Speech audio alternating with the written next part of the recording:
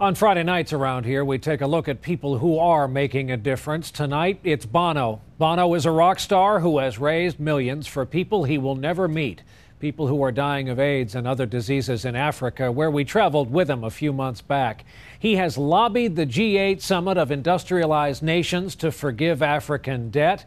He's a fan of President Bush, who approved a big aid package after Bono lobbied him in the Oval Office. Bono visited us here today with the campaign's co-founder, Bobby Shriver, to kick off a new line of products, all in red, from T-shirts to cell phones. By buying them and using them, consumers help the cause. And it's become Bono's cause in life. On the left, an Irish singer and songwriter who just might be the biggest rock star in the world today. On the right, Bobby Shriver, nephew of the President of the United States, brother of the First Lady of California, son of the Peace Corps founder and vice presidential candidate, and son of the founder of the Special Olympics. They have combined to try to make red the new hot color, launching a huge marketing campaign today across the country. Red is the color of emergency. I suppose that's why we chose it.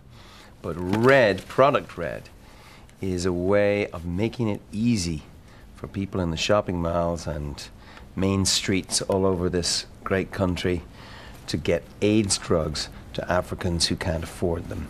Why isn't this charity? Sustainability is the key word here. The reason why we're not calling it charity and we're describing it as a new business model is that red companies will make some profit, not as much as they would usually, but we want them to prosper because it's a long-term fight with this illness. We don't want to just put out some T-shirts and jeans and Motorola phones and Apple iPods for a year, get people on the drugs, and then not continue with their treatment. Great brands always have an emotional component.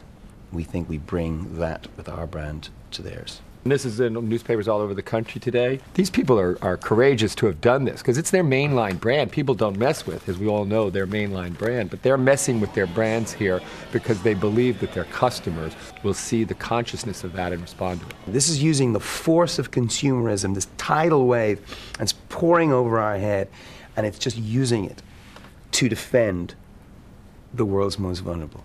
That's it, put simple. So you would like to go to school? Bono has helped to change the business of giving.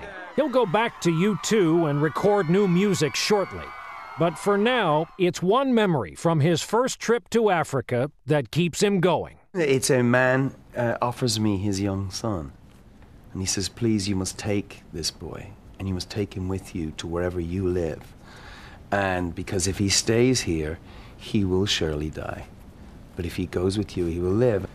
And you have to walk away from that moment and know he's probably right, but know even at a deeper level that he shouldn't be right.